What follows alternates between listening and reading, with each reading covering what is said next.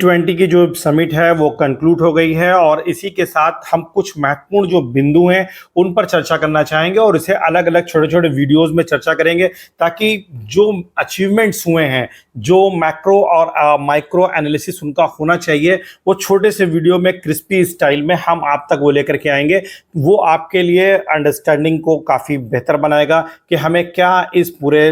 Process से, इस पूरी समिट से हासिल हुआ है। फर्स्ट ऑफ ऑल अगर हम बात करें तो यूनाइटेड नेशन सिक्योरिटी काउंसिल की मेंबरशिप का एक मुद्दा है, भारत के लिए बहुत ही महत्वपूर्ण है। और जिस तरीके से जब जो बिडेन भारत में 8 सितंबर को पहुंचे और फिर इंडिया की और यूएस की जो है बायलैटरल टॉक हुई, उस टॉक में एक बहुत ही महत्वपूर्ण कंसेंसस बनी है जो कि G20 के जो गेस्ट आ रहे थे उनके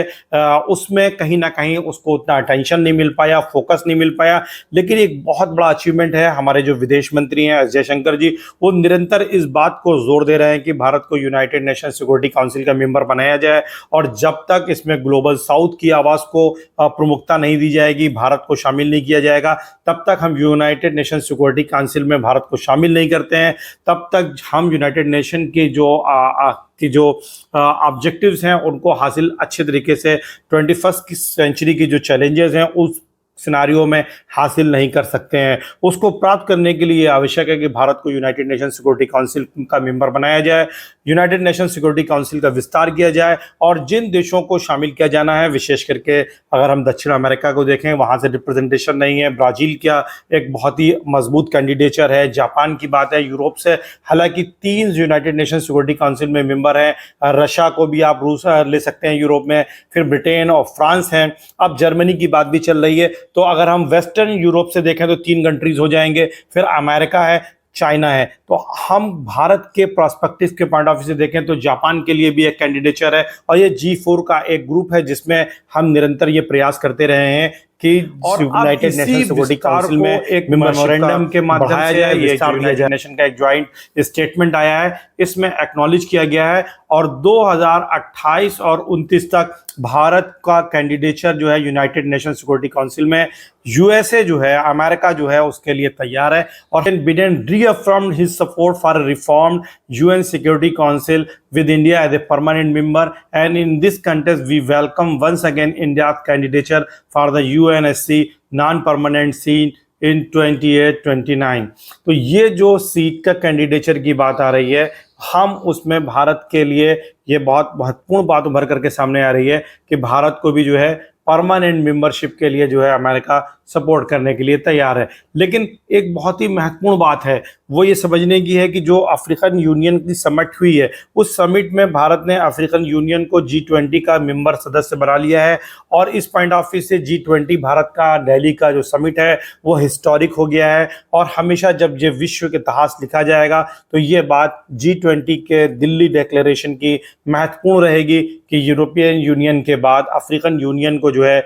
G20 में शामिल किया गया था, वो दिल्ली समिट में किया गया था जो कि 2023 में प्रधानमंत्री नरेंद्र मोदी जी के नेतृत्व में हुआ था। तो इस दृष्टि से ये बहुत ही महत्वपूर्ण है। लेकिन अगर यूनाइटेड नेशन सिक्योरिटी काउंसिल की मेंबरशिप के पॉइंट ऑफ व्यू से देखें तो अफ्रीकन यूनियन में 55 कंट्रीज हैं और ये सारे की सारे 55 कंट्रीज जो हैं ग्लोबल साउथ को रिप्रेजेंट करते हैं, डेवलपिंग कंट्रीज हैं, महत्वपूर्ण आवाज़ यूनाइटेड नेशन के जनरल असेंबली में रखते हैं और इनके वोट बहुत ही मैटर करेंगे। और जिस तरीके से चाइना का इन्फ्लुएंस अफ्रीका में बढ़ा है, भारत के इस मास्टर स्ट्रोक से कहीं ना कहीं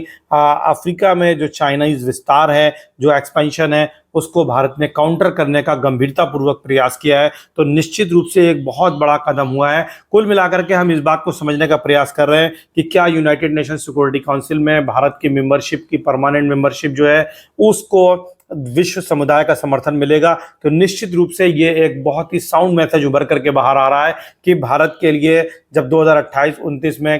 यूनाइटेड नेशन के नॉन परमानेंट मेंबरशिप के लिए कैंडिडेचर आएगा, उस समय यूनाइटेड नेशन सिक्योरिटी काउंसिल की जो परमानेंट सीट है वहां पर उसमें भारत के लिए एक परमानेंट मेंबरशिप का समर्थन जो है न केवल अमेरिका करेगा बल्कि यूरोपीय यूनियन के साथ साथ अफ्रीकी यूनियन भी भारत के पक्ष में खड़ा होगा। और ये भारत के लिए एक बहुत बड़ी उपलब्धि है। हालांकि इस पूरे समिट में कई ऐसे निर्णय हुए जो बहुत ही महत्वपूर्ण हैं, उन पर हम चर्चा आगे अलग वीडियोस में करेंगे।